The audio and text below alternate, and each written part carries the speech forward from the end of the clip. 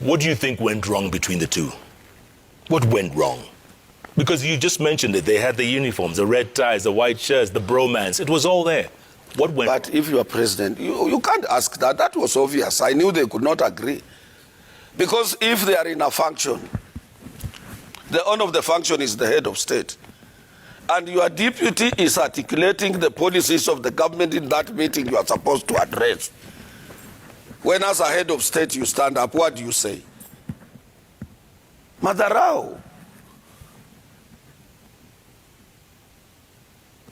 And President Uhuru is good. He will laugh at you. He will say, oh yes, you are smart, my deputy, you are this. But you need to use your common sense. Where the head of state is or where your boss is, you just introduce him and you come down and sit.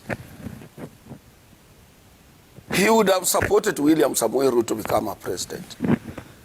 You see, William Samoei Ruto tells Cyrus Jirongo, immediately he won elections. He says, you see, wewe Jirongo hukujipanga, nyinyi wakina Musalia Mudavadi hamkujipanga, mimi nilijipanga.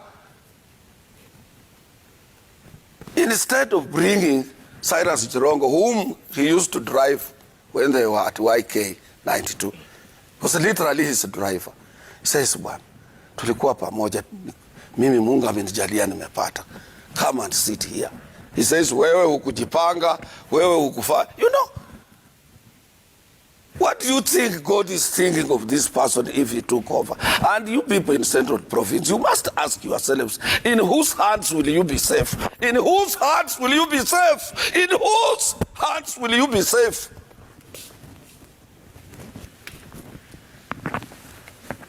Don't come to me. I have no kiosk. Me, I'm a salary guy. Lawyers and people from Western Kenya, we are used to salaries, being cooks and watchmen. But you Central people, in whose hands will you be safe? Shenzi sana.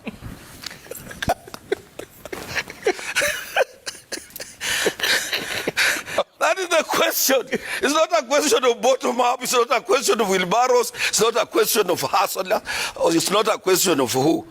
Ask yourself, in whose hands, if elections was carried today and your TV, your radio tells William Samoei Ruto is the head, in whose hands will you be safe?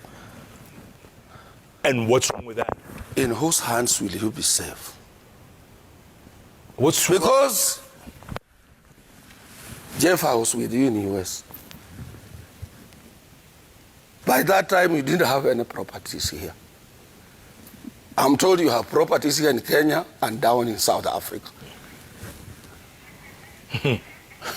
Commercial properties. I don't have commercial properties, so I will lose nothing.